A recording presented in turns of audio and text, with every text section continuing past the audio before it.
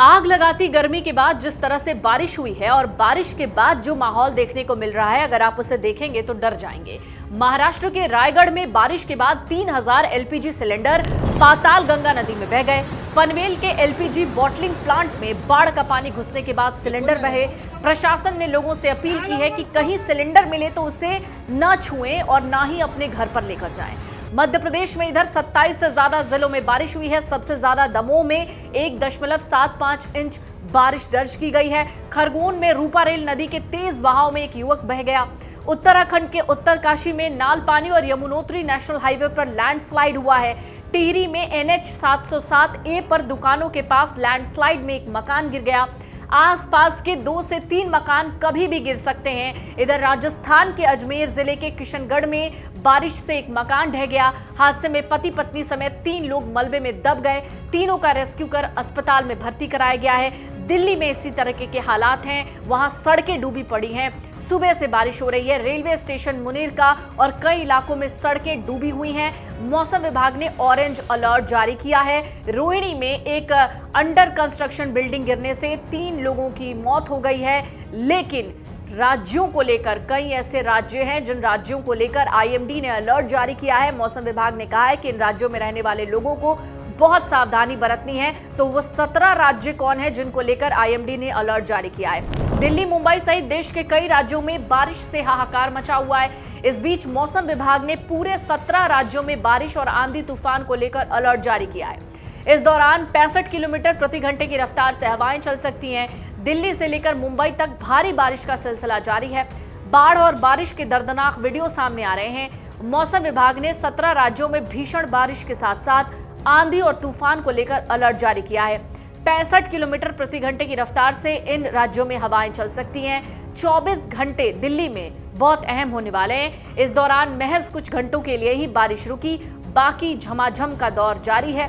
महाराष्ट्र में मूसलाधार बारिश ने कई इलाकों में अचानक बाढ़, नदियों के उफान और इमारतों के ढहने जैसी गंभीर स्थिति पैदा कर दी।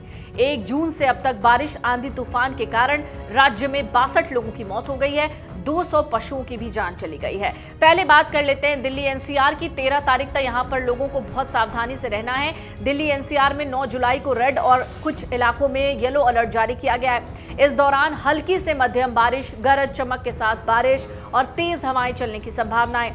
राजधानी का अधिकतम तापमान 27 डिग्री सेल्सियस है, तो वहीं न्यूनतम तापमान 26 डिग्री सेल्सियस रह सकता है। 10 जुलाई को गरज के साथ बारिश की संभावना है। 11 जुलाई को भी गरज के साथ बारिश की संभावना बनी रहेगी। अधिकतम तापमान 36 डिग्री और न्यूनतम तापमान 27 डिग्री सेल्सियस रहने का अनुमान है। इस दौरान गरज चमक और बिजली गिरने के साथ 40 से 50 किलोमीटर प्रति घंटे की रफ्तार से तेज हवाएं चलने की संभावना है। इसके बाद 12 और 13 जुलाई को बारिश की गतिविधियों में थोड़ी कमी आने के संकेत हैं। बात राजस्थान की कर लेते हैं। यहां भी 11 जुलाई तक आपको बचकर रहना है। राजस्थान में दक्षिण पश्चिम मानसून के जोर पकड़ने के बाद कई जगह पर भारी बारिश हुई। राज्य में बारिश का दौर अभी कुछ दिन जारी रहने का अनुमान है। राज्य के कुछ भागों में आने वाले 2 से 3 दिन मानसून एक्टिव रहने और 11 जुलाई से एक सप्ताह राज्य के अधिकांश भागों में बारिश की गतिविधियां कम होने के आसार हैं। 10 जुलाई को केवल भरतपुर संभाग और आसपास के जिलों में कहीं कहीं भारी बारिश जारी रहने और बाकी भागों में भारी बारिश की गतिविधियों में कमी होने का अनुमान है। 11 जुलाई से एक सप्ताह राज्य के अधिकांश भागों में बारिश की गतिविधियों में कमी दिखेगी। असम का मौसम 12 तारीख तक बहुत ज्यादा अलर्ट वाला रहने वाला है। मौसम विभाग ने अगले 3 से 4 दिनों में राज्य के कई हिस्सों में आंधी तूफान और बिजली कड़कने के साथ भारी से बहुत भारी बारिश का अनुमान लगाया है। ये बात असम की कर रहे हैं। IMD के मुताबिक मौजूदा मानसून की स्थिति के कारण पूरे असम में भारी बारिश का दौर जारी है, जिसमें कुछ जगहों पर भारी से बहुत भारी बारिश हो सकती है।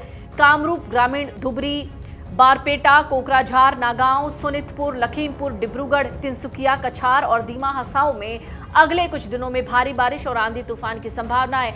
गुवाहाटी में IMD ने आने वाले पूरे सप्ताह में आमतौर पर बादल छाए रहने और 1-2 बार बारिश या गरज के साथ बौछारें पड़ने का अनुमान लगाया है।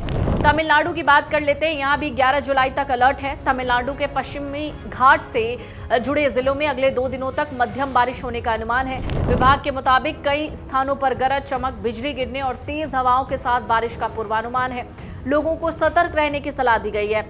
आईएमडी के ताजा मौसम बुलेटिन के मुताबिक ये मौसम बदलाव दक्षिणी गुजरात से लेकर मध्य केरल तक फैले निम्न दबाव यानी लो प्रेशर के ट्रफ की वजह से हो रहा है। इस मौसम प्रणाली की वजह से पश्चिमी घाट के इलाकों में अगले 48 घंटे तक मौसम अस्थिर रहेगा।